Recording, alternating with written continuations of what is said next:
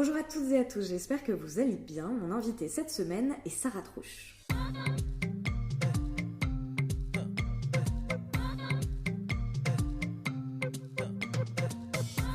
Présente est un podcast dans lequel je souhaite mettre à jour ce qui vient en amont puis en aval de l'art contemporain.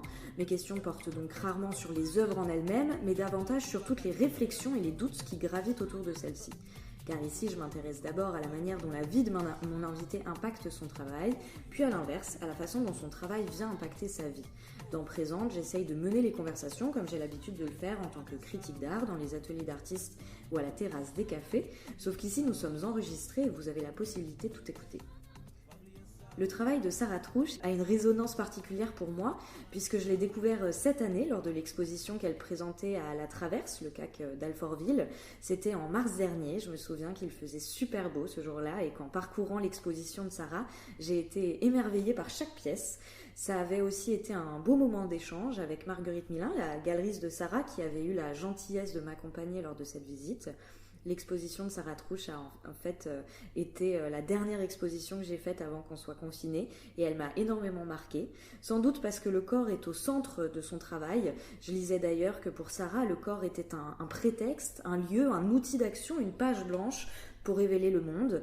Un sacré programme qu'on entame tout de suite avec Sarah Trouche. Bonjour Sarah et merci de me recevoir dans ton atelier, d'avoir accepté mon invitation, etc. Bonjour, avec plaisir. Ton corps, tu l'utilises dans toutes tes pièces, que ce soit pour les performances comme pour les œuvres purement plastiques. Toutes découlent d'une manière ou d'une autre de ton corps. D'ailleurs, ce dernier, tu le montres totalement découvert puisque tu es nu dans chacune de tes performances. Et ce depuis le début des années 2000. Et la première action que tu as réalisée à Paris, à l'époque, tu t'étais jetée du pont de Notre-Dame de Paris, et encore une fois complètement nue. Alors tout d'abord, merci pour la remarque sur mon exposition au CAC La Traverse. J'avoue que je suis plutôt contente que tu aies apprécié l'expo, surtout qu'elle a été confinée quasiment tout le temps. Donc je travaille sur une visite virtuelle, vu qu'on a pu faire des images en espérant pouvoir la partager par la suite. Voilà. Tu me diras, et dès que si tu l'as un moment, plaisir. Je le mettrai en description. Et justement, le corps est au centre de mon travail. Ça s'est fait, j'ai envie de dire, tout à fait par hasard, parce que je ne m'imaginais pas du tout prédestinée à travailler, ne serait-ce que la performance, et encore moins en étant nue. Mm-hmm. Et finalement, c'est les rencontres, encore une fois, c'est les rencontres qui m'ont permis et qui ont fait que ma démarche a été bouleversée. J'ai grandi dans le Médoc et je vis actuellement entre le Médoc et Paris où j'exerce ma pratique, et ce qui m'a vraiment touchée, c'était une vie plutôt protégée, à la campagne, en ruralité, à un internat de jeunes filles sur le bassin d'Arcachon, et après une arrivée à Paris, notamment pour faire les Beaux-Arts de Paris, et j'ai pu découvrir ce que c'était vraiment la misère la situation de toutes ces personnes de plein fouet qui vivaient sous les ponts. À l'époque, dans les années 2000, c'était le cas. Énormément de gens vivaient sous les ponts, notamment autour de Notre-Dame, sur les quais. C'est encore le cas, sauf qu'ils se sont un petit peu éloignés du centre-ville, malheureusement, où on les voit un petit peu moins, si on ne veut pas regarder. Et donc, du coup, l'action s'est faite suite à des rencontres. J'ai voulu poursuivre mon engagement, tout d'abord auprès du secours populaire, ou ne serait-ce que les gens qui étaient dits en difficulté. Et c'est à travers cet engagement que j'ai pu me lier d'amitié avec certaines personnes qui vivaient sous les ponts. Et j'ai eu envie de leur rendre hommage, de partager un moment avec eux. Et ça s'est fait un jour de février avec ma première action intitulée First, du coup, où ne sachant pas comment leur rendre tout ce qu'ils m'avaient donné, j'ai eu envie de me mettre dans cette situation où il y a ce lâcher-prise, où je perds corps, où justement je m'offre en pâture en disant voilà, beaucoup de gens m'ont dit la descente dans la rue, c'est finalement une espèce de glissade à grande vitesse où on ne sait pas comment on en est arrivé là, on sait d'où on vient, on ne sait pas comment ça se fait qu'on s'est retrouvé dans cette situation. Ça a été extrêmement vite, extrêmement violent. C'est une perte de contrôle et on s'est retrouvés du jour au lendemain, sans famille, sans travail, sans appartement, sans logement. Et j'ai eu envie de parler de cette chute-là et de se dire que voilà, avec un coup de main, ne serait-ce qu'un bras tendu, ce qui était le cas pour cette performance, c'est les gens sur le quai qui me récupéraient, qui me tendaient la main, on pouvait reprendre le quai, donc se redresser et s'en sortir. La difficulté de cette action, outre le fait que c'était au mois de février, que j'étais devant la préfecture de police, sans autorisation évidemment. Oui, c'est pas drôle.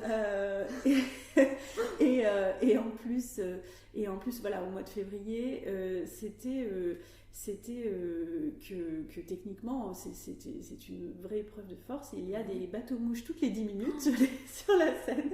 Et donc, il fallait jongler entre arriver à sauter de ce pont, rester suspendu, avoir un système de balancier, du balancier arriver sur le quai en se faisant rattraper et arriver sur le quai. Et ça a été une très belle réussite qui m'a permis notamment d'intégrer les Beaux-Arts de Paris et de poursuivre ma carrière d'artiste. Et ça, je pense, poser la première pierre d'une pratique artistique où j'ai eu envie, en utilisant certes mon corps, mais j'ai eu envie de dire je serai là et je donnerai ce que je peux. Voilà. Ouais, c'est une sorte de métaphore finalement. Ton acte était une sorte de métaphore de ce que ces personnes vivaient. C'était très naïf, j'avais 18 ans et effectivement, oui, c'était... Tout le monde me parlait de cette chute, de cette perte de contrôle, et j'ai eu envie à mon tour de leur offrir cette possibilité-là, à travers mon corps, de voir quelque chose d'un peu différent et de matérialiser les choses aussi artistiquement. Et comment ils l'ont perçu ? C'était assez extraordinaire. C'était un moment quasiment de fête. Il y avait... j'ai une vidéo très étrange, puisqu'en fait, je n'avais pas du tout cette notion de l'image à l'époque. Donc du coup, j'étais extrêmement dans le geste pour le geste. Voilà, une action qu'importe pour les eux. archives. Donc qu'importe l'archive, qu'importe cette recherche-là. C'est des Américains, notamment touristes, qui m'ont fait des photos et des images. Et qui ont eu le réflexe. Alors moi, je n'étais pas en état de l'envoyer aux copains qui étaient là. Donc du coup, c'est ce qui m'a permis d'avoir des traces aujourd'hui qu'on peut voir de cette action. Mais on était très loin de ce sujet et on s'est tous réunis sur les quais. On a eu un moment comme ça très fraternel avec justement après cette chute, c'est ce moment où on se récupère, se rassemble, se redresse, se relève. En se soutenant les uns les autres, et je crois que c'était un moment assez extraordinaire. Et après, pour la petite histoire, je me suis retrouvée, alors j'étais toute nue forcément, donc tout le monde était heureux, on avait réussi, on était tous vraiment complètement sur un pied d'égalité en disant, évidemment ils me prenaient un peu pour une folle, mais c'était en même temps une folle sympathique, et donc pudiquement, je m'éloigne un peu pour m'habiller et reprendre, voilà, ça y est, je ne suis plus la performeuse, je suis la femme. Voilà, et du coup, je commence à m'habiller pudiquement, et là, il y a un SDF qui n'avait pas vu la performance qui arrive et qui me dit « Oh, tu tournes un film de cul ?» Et donc, non, mais c'est pas vraiment, pas tout à fait. Et du coup, j'ai eu un moment assez étrange où en fait, il était autour, il était assez oppressant et je me suis dit, ah non, là, ce serait trop bête qu'il y ait ce moment, ce partage-là. C'est tellement beau à quelques mètres. Et en fait, c'était drôle parce que c'était quasiment des hommes d'ailleurs qui étaient là sur le quai, sont retournés en disant, ah, mais laisse-la tranquille. Et ils l'ont fait fuir. Et on a reparti à fêter cette soirée qui était assez extraordinaire. Mais voilà, donc comme quoi, des fois, la vie nous amène dans des chemins où on s'y attend pas. Et dont la nudité fait partie de ma pratique, même si elle n'est pas résumée qu'à ça, évidemment. Et il y a une chose qui est arrivée après cette nudité pure, et c'est une chose que j'ai omis de dire, c'est que malgré le fait que tu sois nu, ton corps est tout de même recouvert de peinture. Ce geste pictural, tu le fais pour plusieurs raisons que j'aimerais que tu nous expliques ici.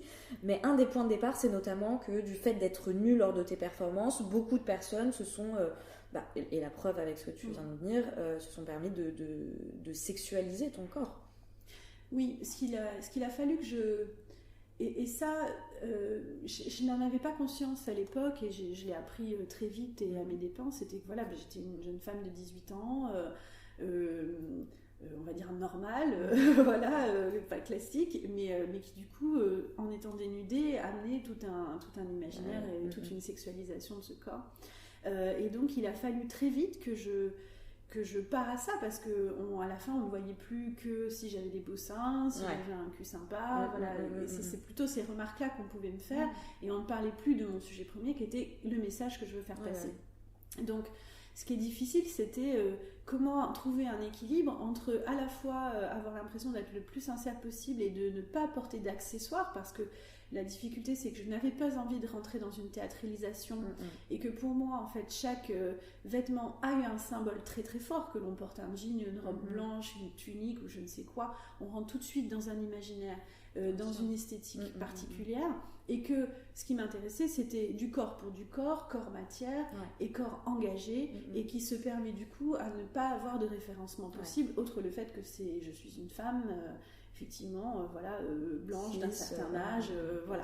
Donc, il a fallu que je m'échappe de ça pour devenir matière, et j'ai très vite trouvé, on va dire, la parade qui a été de demander aux gens, comme on a tous un peu notre lumière, on a tous un peu notre couleur, j'ai commencé à demander aux gens quelles étaient, si je demandais à une communauté, quelle est ta couleur, j'avais à peu près une réponse, on va dire...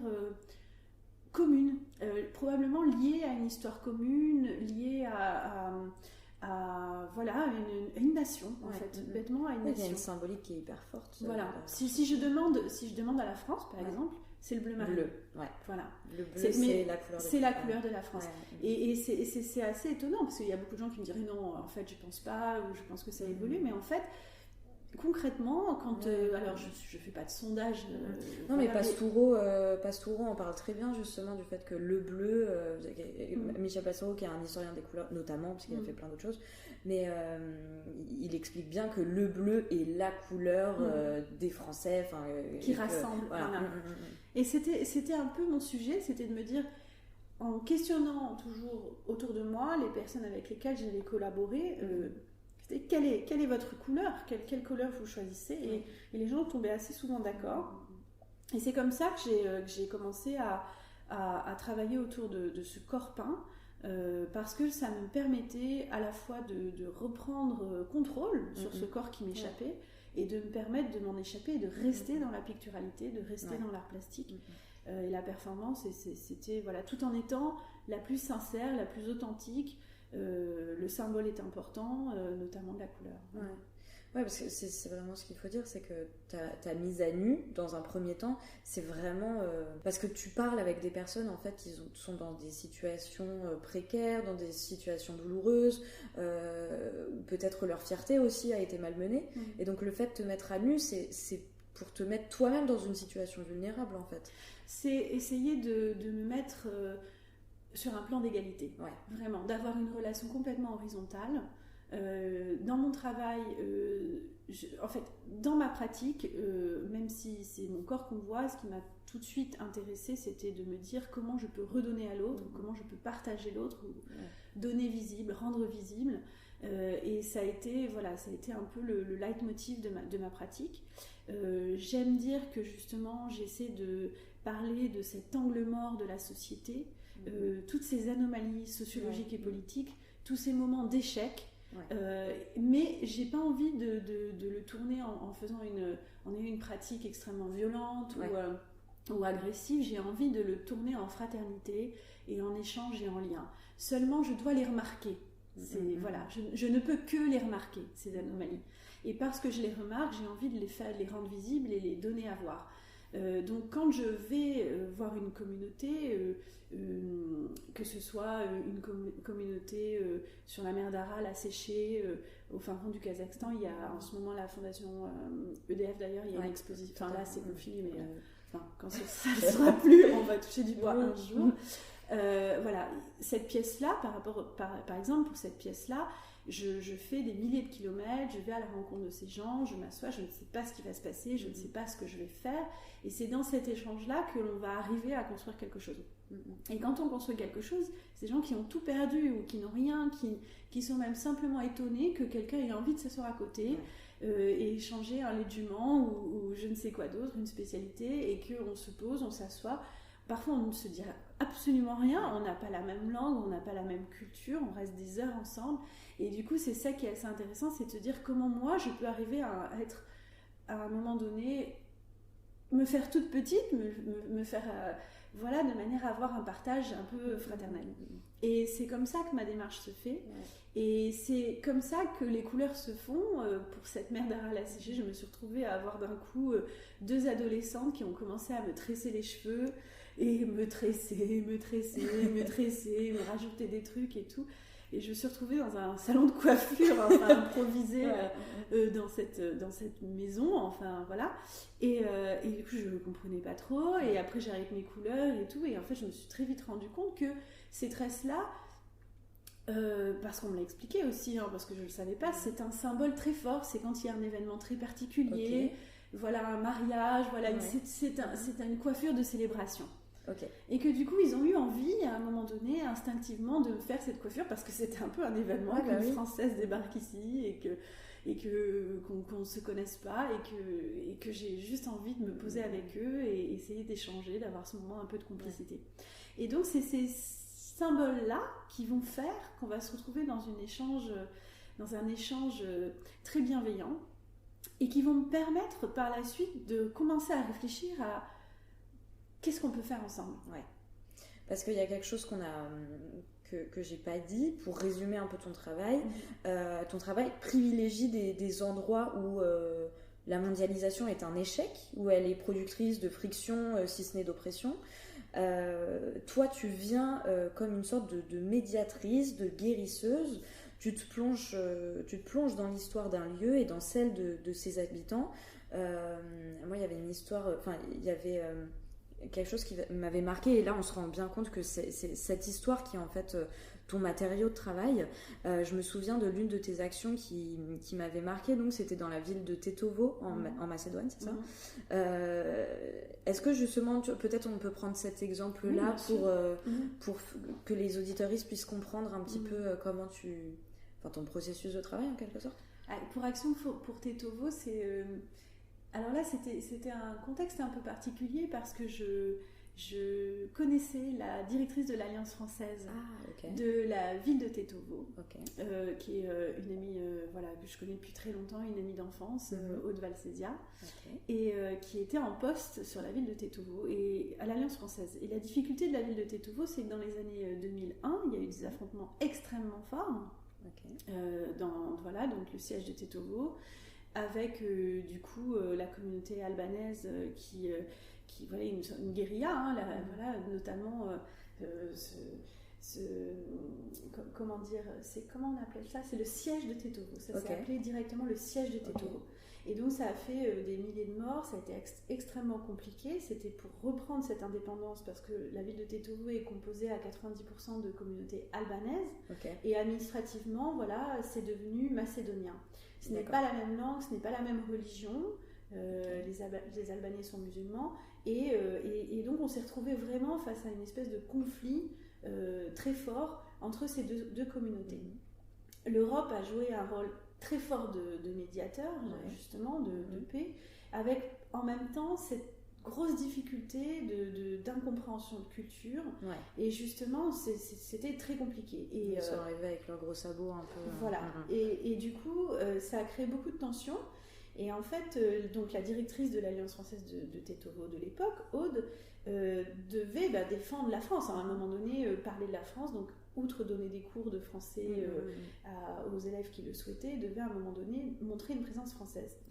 Et à côté de sa pratique, elle connaît donc mon travail, enfin son métier, elle connaît donc mon travail, et elle m'a dit, j'ai besoin de marquer les esprits, j'aimerais t'inviter, je ne sais pas ce que tu vas faire, je ne veux pas savoir ce que tu vas faire, tu as une carte blanche, viens découvrir cette ville, elle vaut la peine d'être vue, et je n'arrive pas à faire venir des artistes français. Alors évidemment, elle avait pensé à un DJ, elle avait pensé toutes ces choses-là, c'est-à-dire elle n'avait pas forcément pensé au début à une action politique, plasticienne comme moi. Au contraire, peut-être plus un truc dans la joie et la bonne humeur. Complètement, on s'amuse, un événement culturel, qui passe bien, on va dire.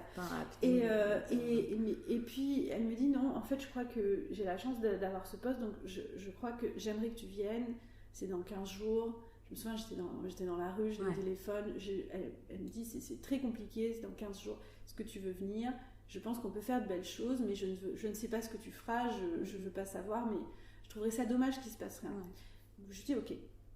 Je débarque à Tetovo et effectivement, je n'ai aucune connaissance de la culture de Tetovo. Je ne connais pas de macédonien, je ne connais pas d'albanais.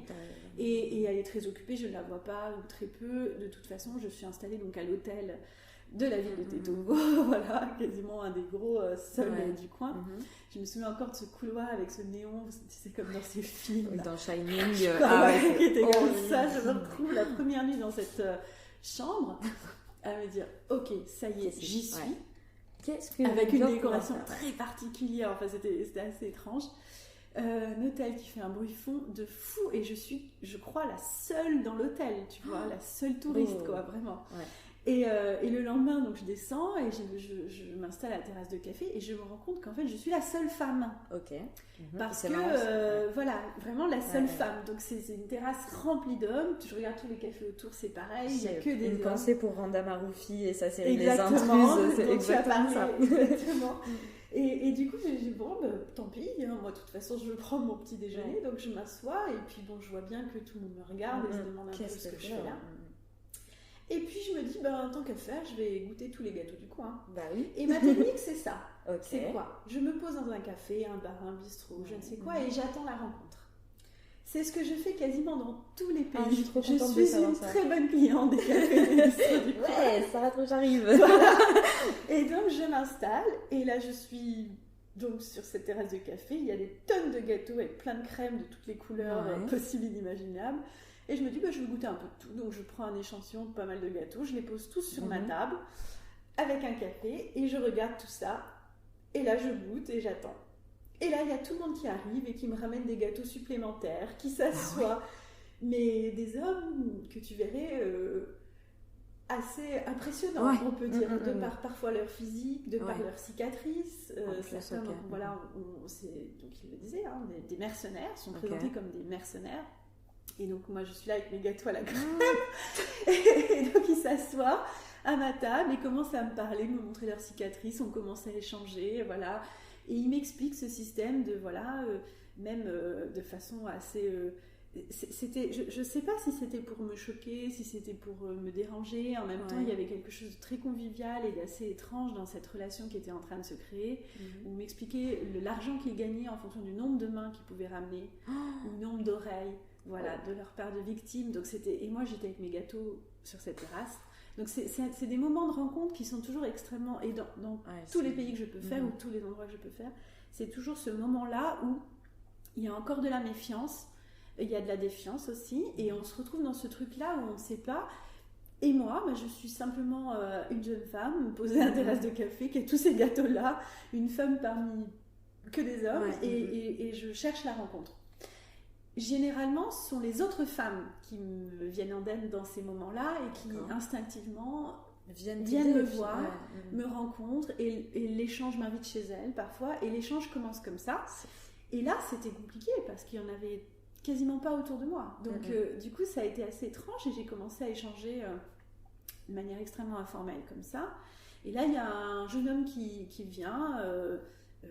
qui s'assoit et qui me dit que voilà, lui il fait de la musique, il est DJ, voilà, et puis il regarde les autres gars un peu. J'avais l'impression qu'il y avait une espèce d'entente un peu dans le sens où il disait voilà, moi j'ai envie d'échanger aussi, et il me parle très vite de sa femme. Donc je me dis bon, j'ai peut-être une porte d'entrée pour une rencontre possible. Je dis essayons de nous revoir. Puis ça s'arrête là. Je ne sais pas si on va se revoir. Moi j'ai goûter énormément de gâteaux. Tu vas rouler jusqu'à ton hôtel. Voilà, c'est ça, complètement. Et je décide d'aller me balader justement un peu dans la ville, découvrir. C'est une ville qui est aux prises de la mafia, la mafia albanaise. Extrêmement... Il y a une ambiance assez particulière. Très particulière. C'est une ville vraiment aux prises avec la mafia. Les poubelles ne sont pas ramassées. Il y a des coupures d'électricité très fortes. En fait, voilà, c'est une ambiance très particulière. Et en même temps, je sens aussi beaucoup de bienveillance et une vraie envie. On sent que c'est un très beau pays et qu'il y a une vraie envie d'accueil en même temps. Donc, moi, je me balade, je découvre les gens. Et c'est au fur et à mesure, de ces matinées auprès des cafés, toujours au même endroit, que les gens reviennent parce qu'ils me retrouvent, hop, ils me retrouvent à la terrasse du café et qu'ils en parlent entre eux, qu'un jour j'ai une jeune femme qui vient s'asseoir à ma table. Très bien. Voilà. Et cette jeune femme m'aidera, et je donnerai du coup pas son nom parce qu'il y a aussi cette prise de risque qui est importante. C'est pour ça aussi que c'est souvent mon corps qu'on voit. Mais dans Action Forte et Tovo, on peut voir du coup une jeune femme qui reste exclusivement de dos de manière à ce qu'on la reconnaisse pas. Je lui demande, écoute, je lui montre mon travail, on échange beaucoup, et je lui dis, écoute, aimerais-tu faire une performance avec moi, et j'aimerais que je ne sais pas ce que tu vas faire, mais tout comme on ne sait pas ce que moi je vais faire, je vais dire, j'aimerais que tu me dessines la cartographie de la ville de Tetovo. Quelle est cette cartographie? Et elle m'a fait un dessin incroyable sur le dos, où elle a dessiné 2 pigeons, en référence aux 2 aigles du drapeau albanais. Avec ces prises, on voit les traits, c'est extrêmement marqué. Tu sais, ce corps est strié comme ça, pour parler de cette étreinte, cette emprise qu'il peut y avoir. C'est vraiment un cul-de-sac, Tetovo. Elle est prise en tenaille entre l'Albanie et la Macédoine. Et les habitants de la ville de Tetovo ne trouvent pas leur place dans ce conflit politique-là. Et du coup, elle me dessine ça, et ça deviendra Action pour Tetovo, que l'on a pu créer ensemble. Donc c'était une pièce qui était assez emblématique, qui a été assez exceptionnelle. J'ai eu la chance qu'elle soit du coup portée par l'Alliance française, par cette directrice un peu culottée et qui aime l'art contemporain. Elle a été présentée lors d'un cocktail, et ça c'était extrêmement beau. Parce que quand je suis sur le terrain, je rencontre des gens extrêmement différents. Et j'ai rencontré aussi des figures politiques et religieuses assez majeures, telles qu'il y avait un baba qui était sur place, figure religieuse de la ville de Tetovo. On a pu comme ça échanger sur ma pratique, sur pourquoi j'étais là, ce que je faisais, avec sans but direct, juste dans cette envie de rencontre.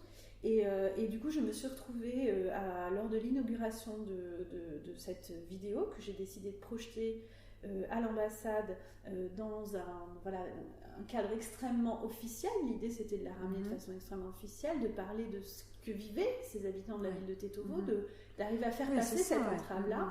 J'ai décidé de faire le discours du coup en français, en macédonien et en albanais. Et il y a eu un moment, alors je ne parle pas, mais j'ai été briefée, Et là où j'ai été extrêmement émue, c'est que j'ai fait le discours de cours en français, donc qui était j'ai envie de dire en bonne entente, vu le lieu, en macédonien qui était politiquement plus qu'acceptable, et tout d'un coup je l'ai fait en albanais. Et là, tous les serveurs, tous les gens qui étaient là en train de nous servir, de nous amener les petits fours, sont tous arrêtés. Il y a eu un espèce de moment de silence où tout le monde a pu écouter ce texte-là en albanais, et ce qui fait qu'on s'est tous retrouvés autour de cette langue, parce qu'il faut imaginer ces clivages aussi. Et donc c'est ça, je trouve des fois, dans mon travail, ce que je cherche à faire, c'est effectivement, comme tu parlais, de peut-être être médiatrice, dans un moment où on n'arrive plus à communiquer, on n'arrive plus à faire ensemble, à être ensemble. Je trouve que l'art, qui est un langage universel, et du coup force de fraternité, force d'égalité, et du coup c'est ça qui m'intéresse, c'est d'utiliser ce langage-là, parce que on n'en veut pas à un artiste, et on permet beaucoup de choses aux artistes, et du coup on peut peut-être pousser les portes, justement mettre en lumière ces angles morts, essayer de trouver une issue, une ouverture de dialogue en tout cas. Il y avait quelque chose aussi qui m'avait marqué, c'est que tu n'es jamais originaire des endroits où tu performes, où tu crées. Pourtant, c'est de leurs problèmes dont tu parles. Est-ce que tu ne crains pas que ton propos soit hors sol, ou que ton travail soit perçu comme étant de la réappropriation, pire encore, du fait d'être une femme blanche? Comment tu fais pour ne pas tomber dans le jugement de valeur, ou même pour ne pas être une sorte de moralisatrice en quelque sorte? Je me demande vraiment... Oui. Moi, justement, la question du hors-sol est une question intéressante. Alors, déjà, mon travail ne se résume pas à l'étranger. Je fais aussi des pièces qui sont en France aussi, et sur le territoire français. Voilà, donc j'ai pas mal d'œuvres aussi qui sont réalisées en France, ça c'est sûr. Par contre, c'est vrai que je travaille beaucoup avec l'étranger aussi, et énormément avec l'étranger. Mais comme je te disais précédemment, je n'arrive avec aucune morale, j'ai envie de dire, aucun a priori, aucune vision, aucune œuvre préécrite. Ouais. Ce qui fait que le travail n'est jamais hors sol, il est plutôt extrêmement local, même fortement, ce qui fait que quand on l'expatrie justement en le ramenant dans des foires d'art contemporain ou ce genre de choses, il est parfois mal compris parce qu'il résonne très très fort avec son environnement immédiat, c'est-à-dire le site où je vais le créer. Quand je travaille par exemple au Japon, les références que je peux avoir là-bas sont extrêmement différentes et elles ne sont pas miennes, c'est-à-dire à un moment donné, moi j'y vais en toute humilité, justement en disant je suis simplement là. Et quand je disais que c'est simplement le fait de dire je suis là, je suis à vos côtés, même parfois dans une présence silencieuse, mais je reste une artiste, voilà, donc je n'ai pas de texte à écrire, je n'ai rien à faire qu'être juste présence. Et parce que je suis dans cette présence-là et que je suis simplement là à dire je vous vois, cela suffit à engager un dialogue, et c'est cette co-construction qui va se faire. Et la pièce de Tetovo dont je parlais précédemment n'aurait jamais pu être faite sans ma complice, j'ai envie de dire. Et je n'ai que des complices.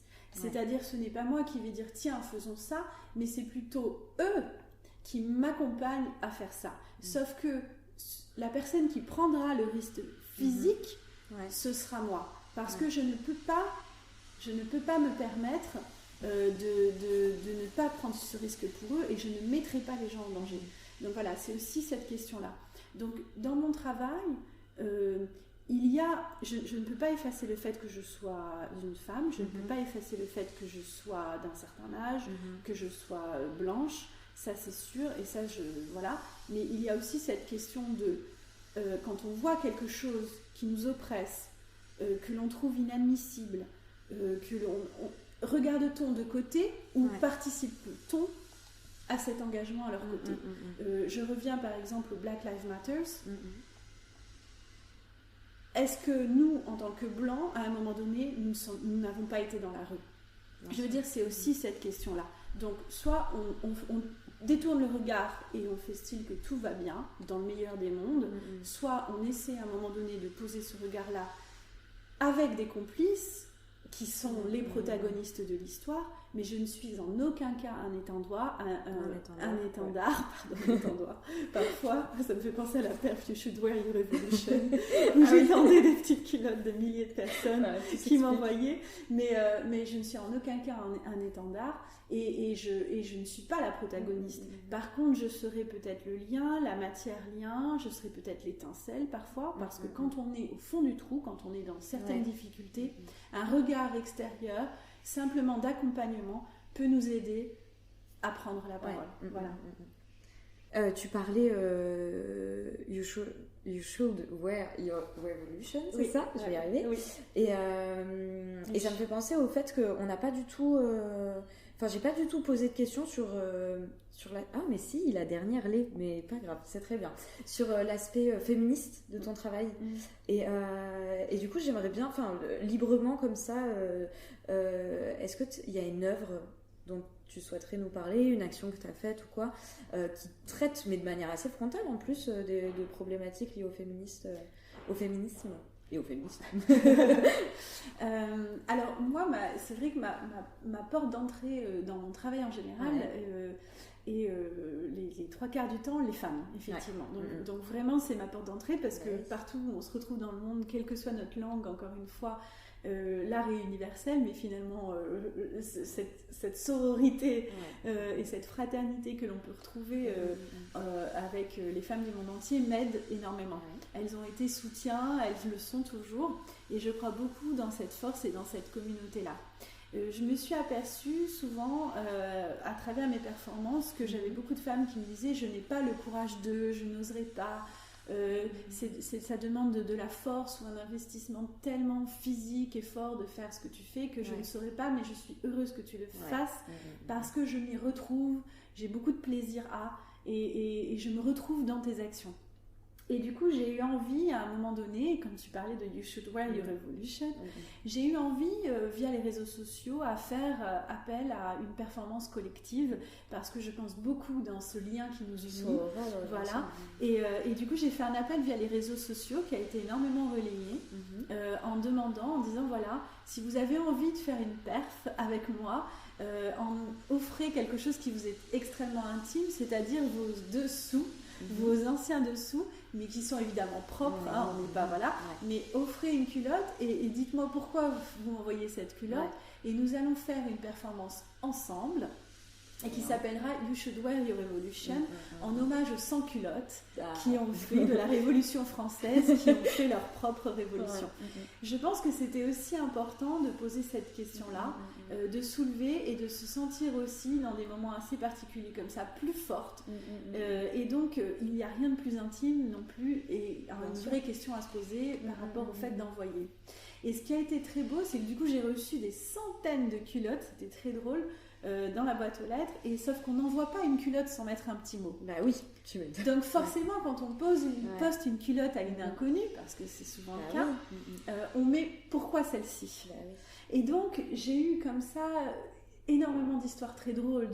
C'est une culotte très sexy que j'ai achetée. Je l'ai mise dans plein de rendez-vous, j'ai jamais chopé. Voilà.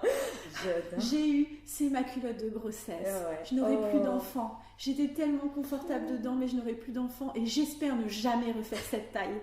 Voilà. Et j'ai eu tout plein d'histoires personnelles qui m'ont été envoyées.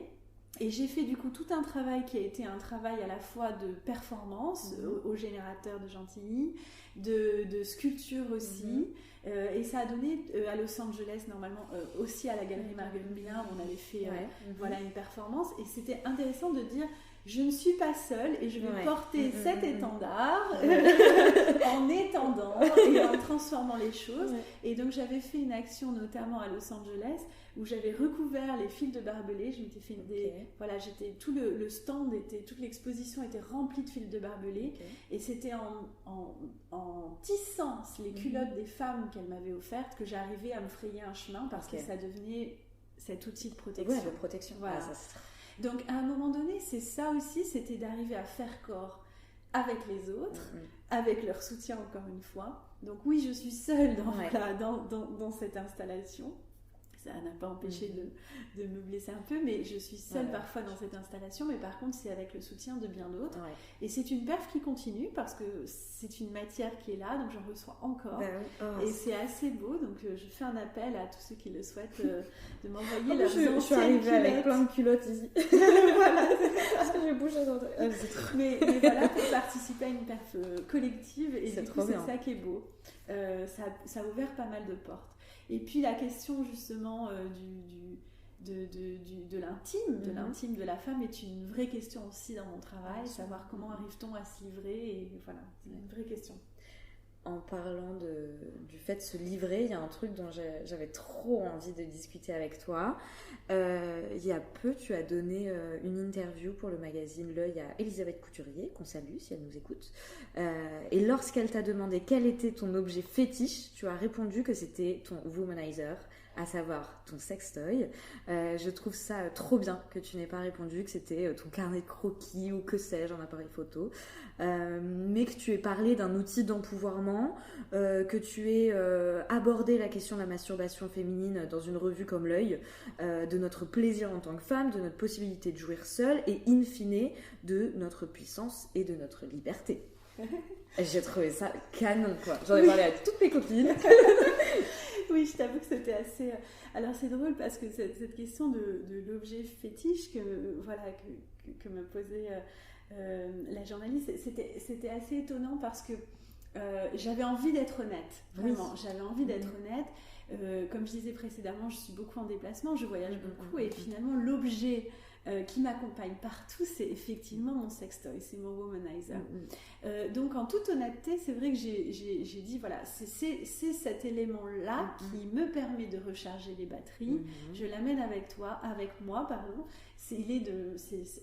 Voilà, c'était pour moi extrêmement important et sincère de le dire, et j'ai vu la surprise j'ai vu la surprise et c'est finalement cette surprise qui m'a aussi étonnée et en même temps fait plaisir, et ce qui m'a permis de relancer un peu cette question de la masturbation féminine qui pour moi est tout à fait naturelle et voilà, enfin, ça ne me posait pas du tout question, et je me suis rendu compte quand l'article est sorti, par les centaines de messages de MP que j'ai pu recevoir via les réseaux sociaux, que c'était vraiment un vrai sujet et encore d'actualité.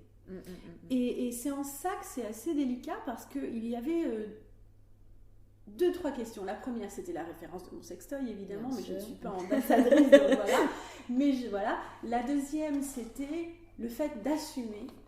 Et c'était quasiment comme si je faisais un coming out. Ouais. Oh, mais carrément. Alors que c'était ça qui était très étonnant, c'était la question de quelle est du coup ma sexualité. Parce que le clitoris, c'est quoi? C'est avouer qu'à un moment donné, on peut se faire plaisir seul et que c'est un plaisir sans utilité de procréation, donc le plaisir pour le plaisir, le plaisir pour le corps. Et finalement, pour moi, quand je répondais, à un moment donné, me toucher moi-même, la question du toucher, c'est se découvrir soi, mais c'est du coup se permettre de mieux se découvrir et de découvrir le monde. À un moment donné, c'était aussi ça, essayer de se positionner par rapport à ça. Et là, je suis très contente parce que en ce moment, et donc je l'ai marqué tout de suite en référence sur mes réseaux, il y a le livre de Catherine Malabou, je ne sais pas si tu as vu, qui vient de sortir sur alors ça s'appelle Le plaisir effacé, clitoris et pensée. Et donc elle vient juste de sortir, et donc je l'ai référencé tout de suite sur les réseaux. Je suis en train de le lire parce que justement je trouve que on est vraiment dans cette dualité-là, d'opposition entre le clitoris et le pénis, ce qui n'est absolument pas, à mon sens, d'actualité, et que du coup, on est dans cette espèce d'ambivalence, et que la masturbation devient quelque chose d'extrêmement compliqué, encore de nos jours, et extrêmement tabou. Et pour en avoir parlé autour de moi, quand j'ai l'article qui est sorti, j'ai eu beaucoup de remarques, et ça touche toutes les générations.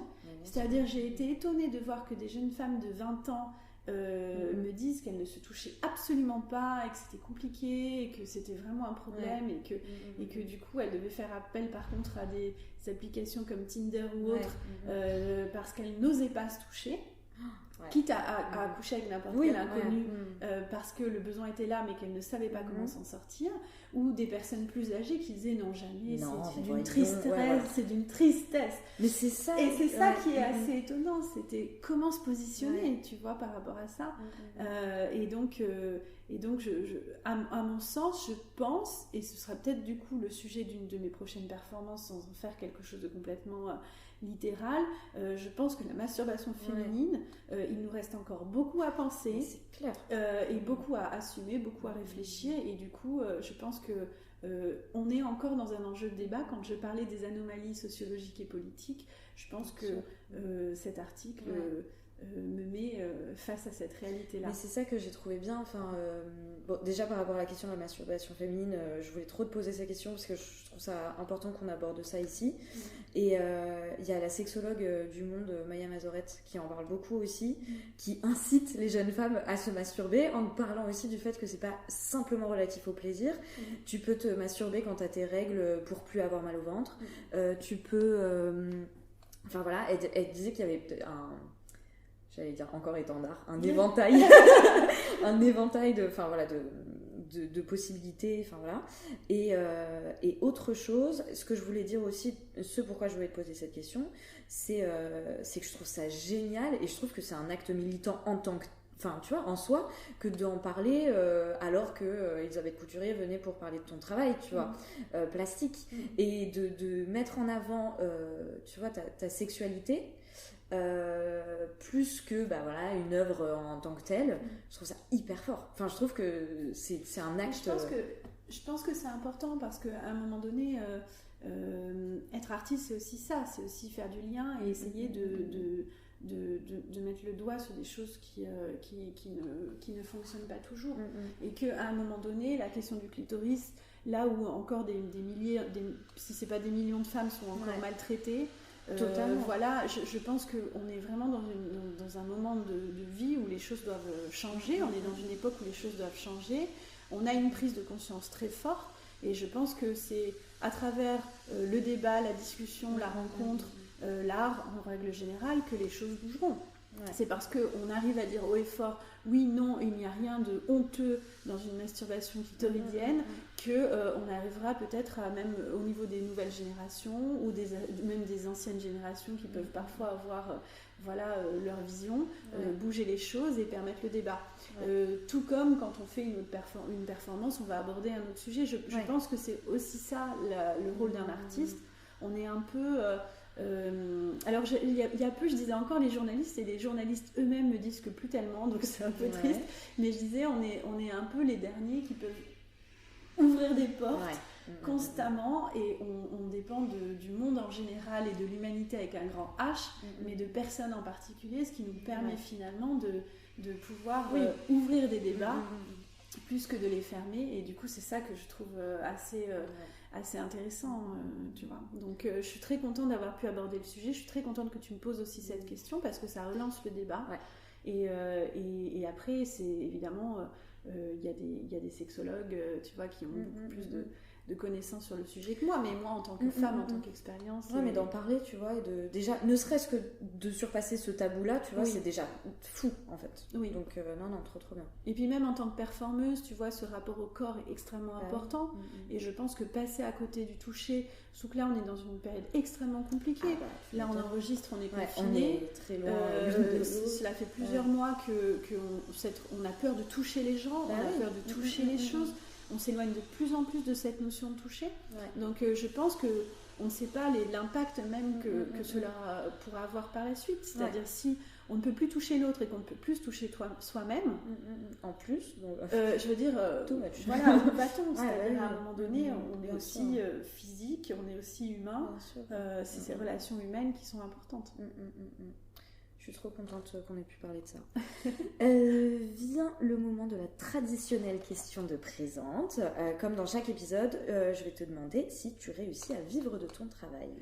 Alors, tu me poses cette question en plein confinement et en plein Covid. Donc forcément, c'est super dur. Voilà, non.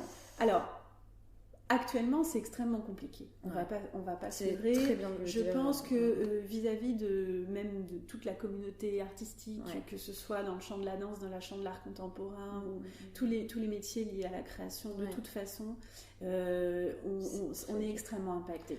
Voilà. Je crois qu'on est face à cette réalité, c'est extrêmement compliqué, et les aides de l'État nous font survivre, mais en aucun cas vivre, et donc du coup c'est vraiment extrêmement compliqué d'arriver à faire quelque chose. Par contre, en temps normal, donc en espérant que les choses évoluent dans le bon sens, et j'ai tout à fait confiance de ça, parce qu'on est en train déjà de réinvestir et de repenser au lendemain, donc plein de choses se créent, on réinvente, on remélange, on propose. Du coup, en temps normal, effectivement, j'ai la chance d'être accompagnée par Marguerite Milin, dont tu parlais plus tôt. Et donc, force de constater que quand on se met plus forte, c'est-à-dire une galeriste, un artiste, parfois des art advisors aussi, ou des critiques, des choses, on arrive, au commissaire d'exposition, j'arrive à vivre de mon travail. Alors, pas suffisamment pour employer assez de gens comme je voudrais, parce que être artiste, c'est aussi faire travailler des gens, que ce soit des artisans, des équipes, des assistants, des plus jeunes, c'est aussi ça. Donc j'ai dû effectivement, à cause du Covid, me séparer de mes équipes. D'habitude, cet atelier accueille plusieurs personnes autour. Et du coup, voilà, ça c'est une réalité. Mais par contre, effectivement, j'arrive à vivre de mon travail. J'ai eu la chance de rentrer dans certaines collections. C'est des soutiens qui font qu'à un moment donné, on peut continuer à faire ce qu'on fait. Et j'ai envie de dire tant mieux. Voilà. Donc je suis plus au stade dans mes débuts où j'avais vraiment du mal à trouver des acheteurs. Là, c'est pas le cas. Il y a des gens qui suivent le travail, qui encouragent le travail, donc pourvu que ça dure, tant mieux. Et... Touchons du bois. Voilà, on touche du bois. Et de toute façon, on ne fait que redonner, et donc c'est ça qui compte aussi. Voilà. Et c'est aussi pour ça, parce que je te fais un clin d'œil quand même, que j'ai aussi, je travaille avec une association. Donc, qui s'appelle Winter Story in the White Jungle, où on essaie de soutenir beaucoup d'artistes. On fait travailler peut-être une 50aine d'artistes par an, plus jeunes aussi, qui ont leurs pratiques, qui sont issus du chant de la danse, de l'architecture et de l'art contemporain, et on met en place festival de performance, des actions territoriales autour de l'accessibilité culturelle, et donc c'est aussi ça, c'est permettre de redonner. Donc à un moment donné, la notoriété, ou on va dire les preuves que j'ai pu faire dans le milieu de l'art fait qu'on peut parfois être un petit peu plus entendu qu'un plus jeune qui rentre. Et donc, par exemple, pour la Nuit Blanche, là, j'ai pu inviter avec la Galerie Marguerite Milin 3 jeunes artistes au musée des Arts et Métiers. Et donc, c'est des jeunes artistes qui n'auraient jamais eu accès à la Nuit Blanche au musée des Arts et Métiers. Et parce qu'on est force de proposition et qu'on se met en commun, on arrive à montrer un travail exceptionnel dans de meilleures conditions. Voilà. Donc je crois beaucoup mais c'est trop bien. Dans cette collaboration. C'est trop bien. Ça rejoint Présente. Oui, mais totalement. En fait, c'est vraiment... Et ton nouveau format. Traverser, Mais c'est vraiment tout ça. En fait, tu vois, moi, il y a une phrase qui m'a énormément marquée, qui est une phrase de Toni Morrison, et qui dit que, évidemment, j'emploierai pas ces mots exactement, mais que le moindre petit pouvoir que tu as, il faut tout de suite le partager à l'autre. La moindre petite liberté que tu vas réussir à avoir, il faut la partager aux autres. Et en fait, je trouve que c'est hyper important que toutes et tous, on soit dans cette dynamique-là, de se dire que tu vois, c'est déjà une force énorme là d'avoir la possibilité d'avoir un micro, tu vois. Ne serait-ce que ça, c'est une force de fou, et il faut réussir à la partager un maximum et réussir à être dans des rapports comme ça de bienveillance et de partage, quoi. Et surtout, tu ne sais pas l'impact que ça peut avoir sur la vie des gens. Mais à un moment donné, quelque chose que tu vas faire en toute honnêteté et en toute sincérité, tu vas pouvoir le diffuser, le partager, et à un moment donné, peut-être très loin de là, une personne va l'entendre, va en avoir besoin, et ça va la soulager sur quelque chose, ça va lui enlever peut-être une honte parce qu'elle s'est masturbée ce matin, parce qu'elle n'a pas osé ci, parce qu'elle n'a pas osé ça, et je pense qu'à un moment donné, c'est aussi ça, être capable de prendre la parole et de mettre en commun des forces.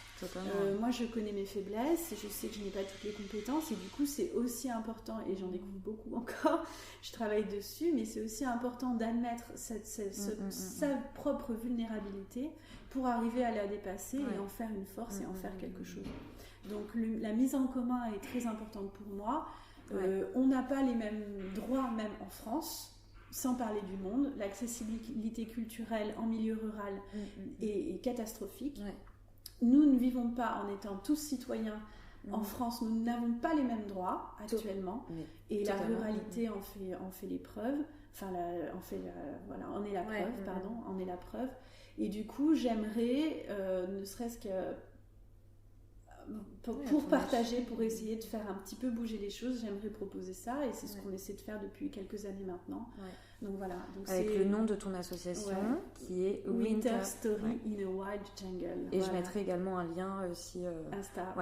Insta, d'accord. Bon, il y aura le lien de l'Instagram. Merci Sarah d'avoir pris le temps de me recevoir. Désolée, chers auditeurs, il y a des travaux. On a fait en sorte de se mettre sur la pause déjeuner des ouvriers et ouvrières, et en fait, les pauvres, ils mangent super vite. On dit toujours que les ouvriers mangent très long. Et en fait, sachez qu'on a eu très peu de temps, donc désolée si la fin de l'interview est un peu bruyante. C'était le 19e épisode de Présente. Merci de l'avoir écouté. Un grand merci comme toujours à David Walters pour le générique. Confinés nous sommes encore, et j'ai envie de vous envoyer un maximum de bonnes ondes durant cette période. Donc la semaine prochaine, il y aura à nouveau un épisode de Présente. Mais d'ici là, prenez soin de vous et je vous embrasse.